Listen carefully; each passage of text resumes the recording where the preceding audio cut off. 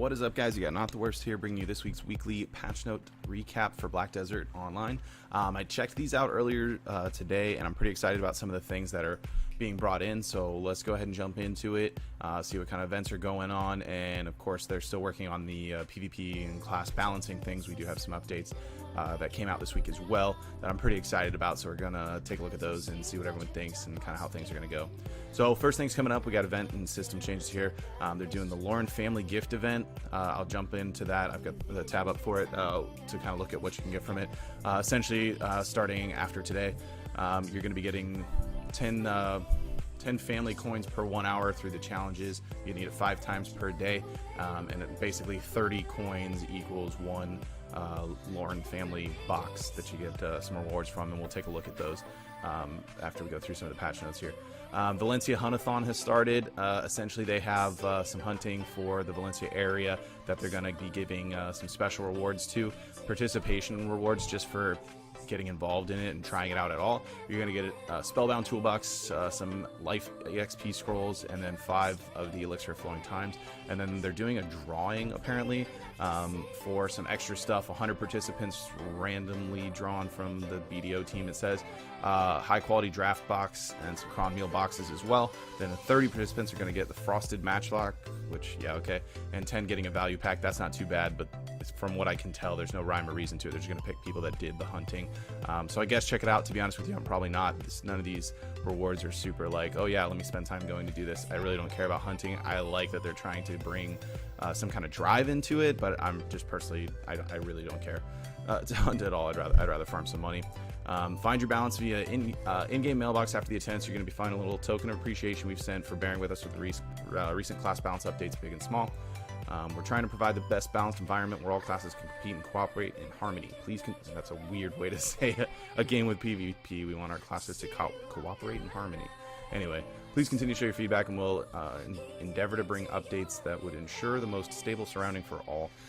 This was weird to me when I read what they're giving us. Essentially, you're just getting an Armstrong skill guide for 1 day and a Cliff skill guide add-on for 1 day. So, and that's for characters created after today. So if you had one prior to today, it'll get it before today, I should say. If you create one, a new one, you're not gonna get it back. Anyways, so they already sent the gifts out, like they're sitting there. But my thing with that is like, so we had the 30 days of unlimited skill resetting, which made sense when they were working on class balances and things like that. And then it was partly compensation for when the NA server merges were happening, and that was well delayed. The thing is, if they're still balancing these classes now and you're still trying to figure it out, why are you giving us a 1-day guide thing? You know what I mean? Give us like, unless they're gonna like give one each week or something. Like, I could see that maybe makes more sense, but this should be like maybe a 7-day or 14-day. It doesn't make any sense to me to be 1 day. You know, people want to be able to play around with their skills a bit, especially as things are changing. You know, some of the classes might actually want to change what builds they're using and things like that. And a 1-day event for, you know, skill add-ons and your skills is just not, that doesn't make any sense to me. I really don't get it. That's just not enough for anything. Now keep in mind, it's totally possible they could be dishing these out for the next couple of weeks after each maintenance. That's totally possible, in which case, okay, that makes sense to me. But if it's not, and it's just this one-time 1-day reset thing, I mean, that really sucks. And if that's the case, my personal opinion, hang on to them so you don't have to buy others, you know, as the skills continue to change over the next few weeks or month or whatever it's going to be. Then just keep this one until we see if we're going to get a second one. It's just really weird. If you were going to get second ones, though, you would think they would say that here, like, oh, we're going to give you one every Wednesday every time we change your entire class or add more skills or whatever. Ongoing events, the Lawn Level Up Challenge is still good till June 13th.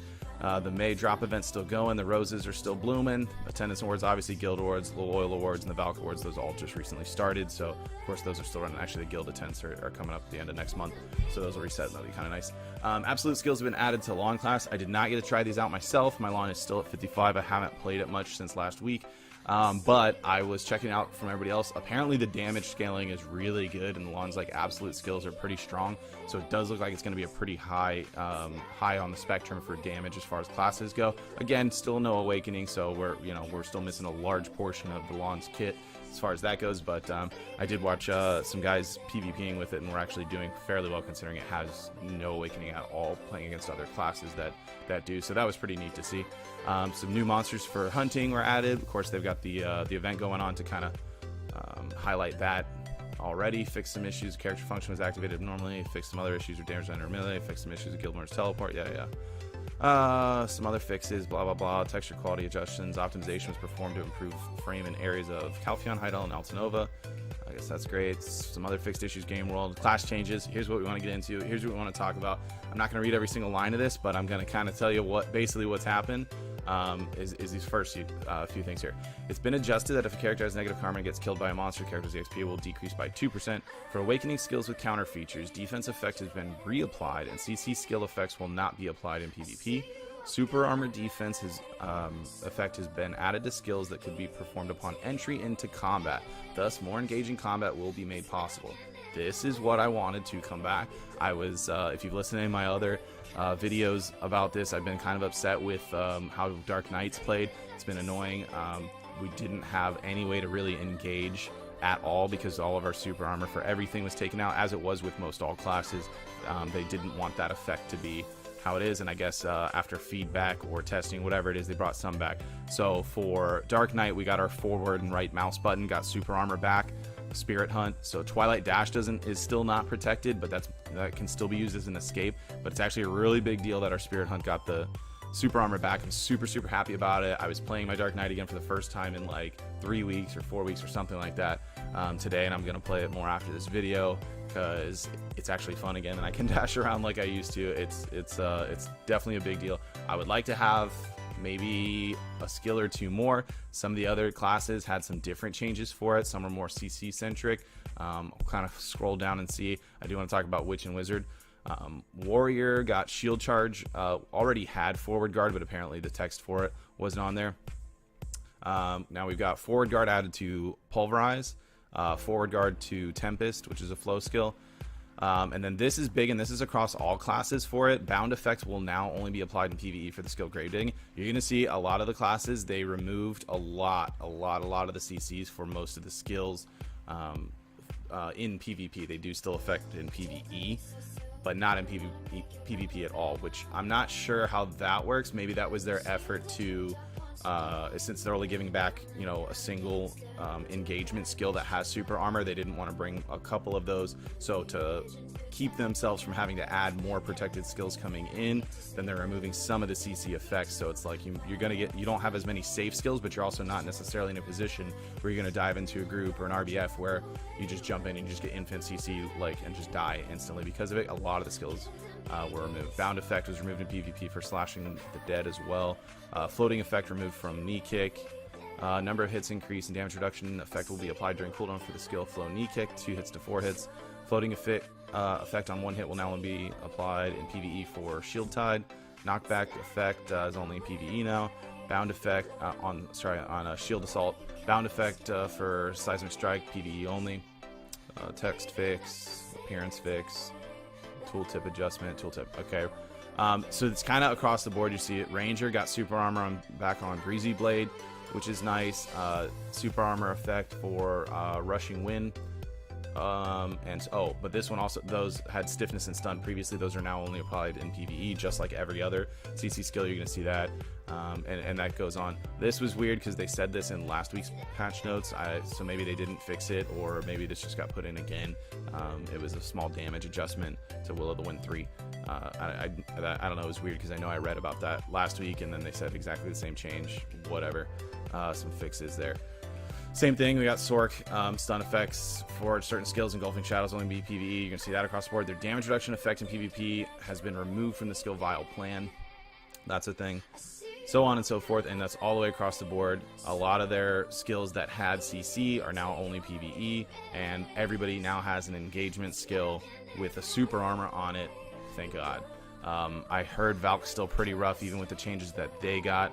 Again, the CC things were all across the board. I didn't see anything for Witcher Wizard as far as engage skills, but again, they're ranged casters, so I guess it doesn't matter as much. But as you can see, a lot of their CC stuff was removed and PvE only now, just like the other classes for that. But there was no super armor or anything added. Not that these classes need anything at all as far as protected skills being helped out whatsoever. Again, same thing throughout, all the way across the board. You're just seeing super armor effects that are added to a few skills. Meiwa and Musa got a couple more than just the one. They're pretty mobile with a bit of protection like they've kind of been in the past, so that's interesting to see.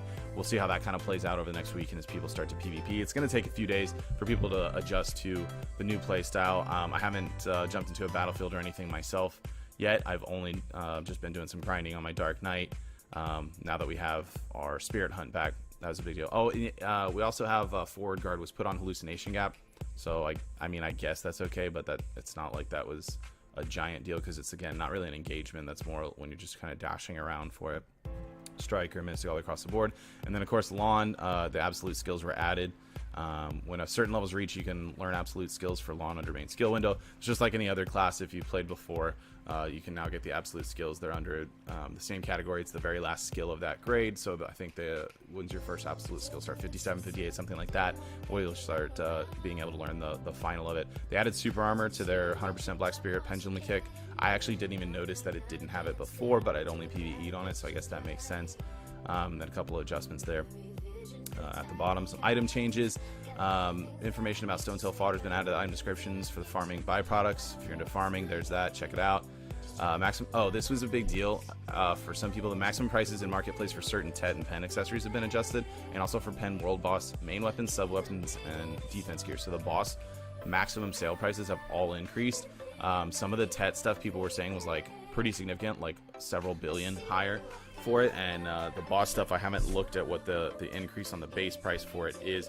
I can't imagine it's only for pen, so I can't imagine that's going to be any less than what the accessories were, if not more. So when the pen, it makes sense. The thing was like if a pen boss weapon first of all was sold at all and it didn't go to pre-order as it was now, these things were bidding, I mean, just for like ridiculously low compared to how difficult getting a pen actually is. So this just makes sense and actually is an instance where you know, having to bid on a pen weapon is worth it to the person that's selling it as well. It's probably still not worth it, to be honest with you, with how difficult it is to get. And in all honesty, I don't know who's selling pen gear unless I really don't know who's selling pen weapons unless they're quitting the game for good, because even if you're re-rolling, you can get those seal things and swap it over to a new character. I mean, a pen is just very, very difficult to get. Some fixed issues, fix, description of crown item, item tooltips, gold key and silver key edited, another fix. This is a big deal. I've heard a lot of mixed feelings on this, and I'll tell you how I feel about it myself. Monster changes. The biggest thing is you can now see from this table, world bosses are now a set spawn time. So each day they have an exact time that these are going to spawn, and I think personally that's absolutely awesome. Where the other changes some other people aren't super happy about is what they will despawn 15 minutes afterwards, and once they spawn you cannot change servers for 15 minutes, which means you're going to one server, you're getting one boss when these guys spawn. You're not going to get to do two servers with it and swap over. You can see in some cases you do have at certain times a day that two bosses spawn. So if one drops quick enough because they're only up for those 15 minutes and you can get to the other one, or more than likely you have an ult that's actually already there, then you can swap over and maybe get into that. You're going to get rewards now for just participating, even if the boss isn't killed. We don't really know for sure what rewards they're going to be. Likely some latent auras or something along those lines. I sincerely doubt you're going to have a possibility of getting a weapon box drop or a gear box drop of some kind if the boss isn't actually killed, but we'll have to check that out and see how it goes. Super happy they have exact times though for this. This makes things a lot easier for people with like lives and things that want to schedule around and maybe still catch a boss thing. You know, there's instances where you can't always just be staring at, you know, a space for Zarka to spawn in a window time, and you got other things to do, or you want to be doing other things. It makes things a lot nicer. It's also going to fix utility for if you have an ult that has some decent gear that can actually do the bosses. You know exactly, you can just leave them parked there, and there's no swapping back and forth or following the Discord to try and see when they're posted up and that thing. It's going to make it a whole lot easier for that. As far as the other side of it, with you only being able to be in one server for one kill, I think it's a fair trade-off because there's no more time lost in window, and you don't have to worry about running across the map to get from a boss to another or whatever anymore. So I think it's a fair trade-off. You know when these bosses are going to come up. So if you think about it in like a monthly term, how many bosses were you actually going to be able to catch previously with a window time versus how many are you going to be able to catch now that you know exactly when they're going to spawn every single time? So you're getting one guaranteed boss spawn each window that you can actually participate in it if you're available at that time. Versus before, you might actually miss some because you're not paying attention, or you're not even at your computer when the thing actually spawns, or you can't be, or you're at work, you have other obligations, or whatever it is. Now, I know there's going to be instances, there's definitely be some cases where some people like straight up can't catch a boss at all anytime. I'm sorry, that sucks, but if that's the scenario, I mean, just try and buy something. I know there's going to be instances where it is they've tried to spread out the times somewhat evenly so you can catch something, you know, that you're looking for, but you know, I know some people have schedules that are just not going to line up, and unfortunately they're not going to be able to cater to everyone.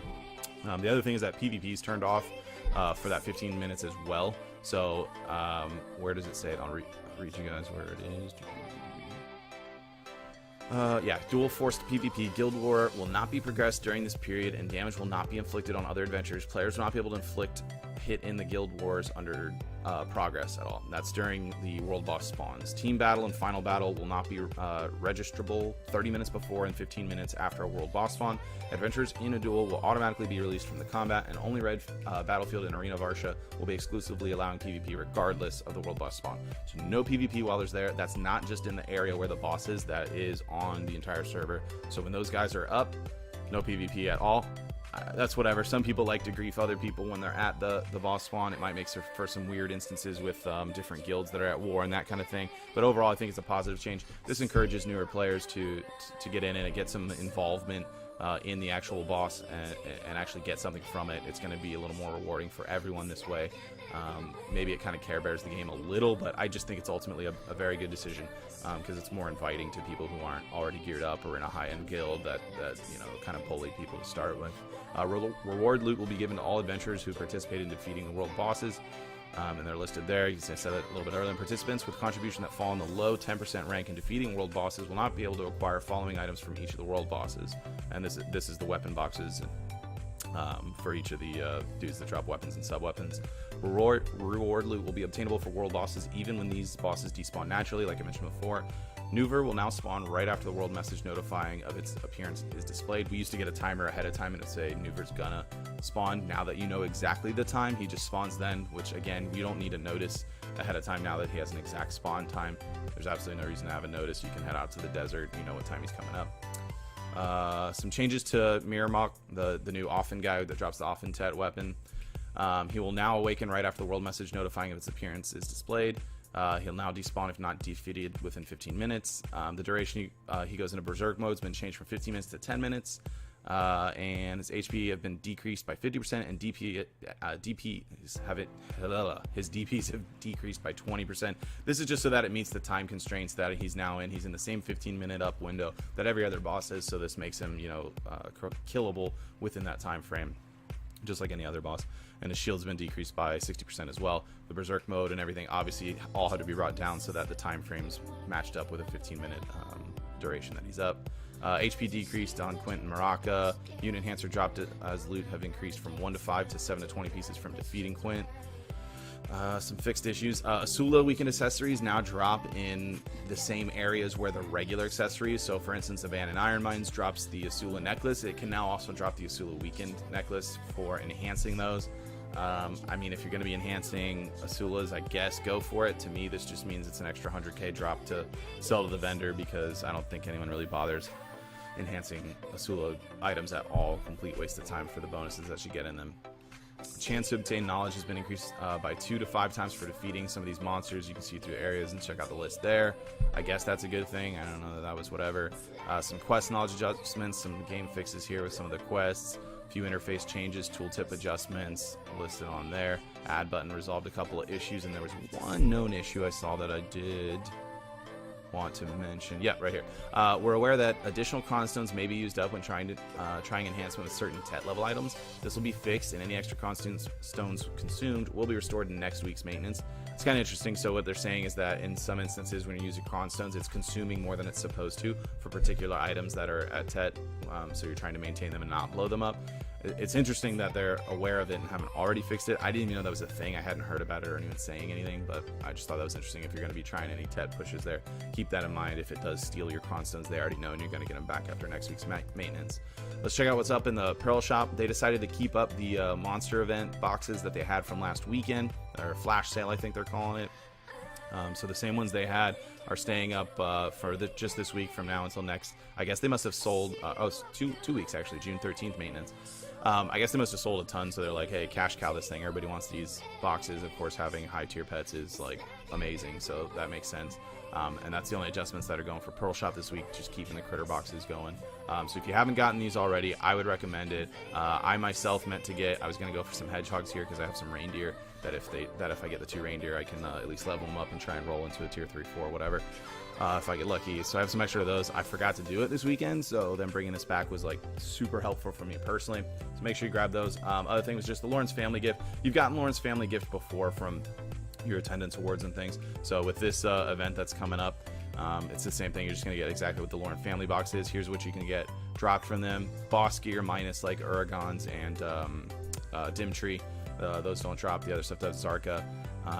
And then, I mean, mostly you're going to be getting probably sharps. You're going to get a lot of Marcus Shadows. You're going to see the price of these drop on the market. Ancient Guardian Seals just got back up to like 13 14 mil from sitting at 7 mil over the last event. So I expect these are going to crash down to 7 mil as well, just like they do with any event. So just keep an eye out for that. It's free stuff.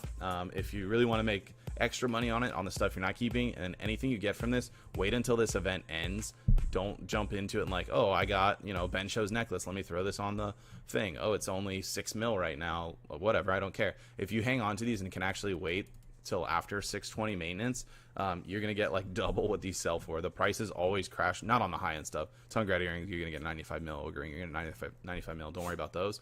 But on these other items, the price on them is absolutely gonna crash. If you can hang on to them for a few weeks, you don't need the extra cash for it right now. Just stick it on and all hide it in the inventory there. Forget about it, and then maybe a week or so after the event, once things have kind of faded out, you can throw them up on the vendor and get a little extra money for them. From there. So that's going to be it for this video. Thanks for watching, guys. If you liked the video, drop me a like. If you have anything you want to add, or if you play a different class or something like that, you have some comments on what you think these PvP changes are going to be, go ahead and drop that below. Feel free to subscribe if you want to catch some more of our videos. I've got a pretty neat passive money-making guide that's coming out. I think that's getting uploaded Friday-ish, possibly Saturday, and then, of course, we got our podcast coming out late on Sunday. So if you're interested in any of those things, be sure to drop a subscribe for me. So, yeah, thanks for watching. See you guys next time. Me.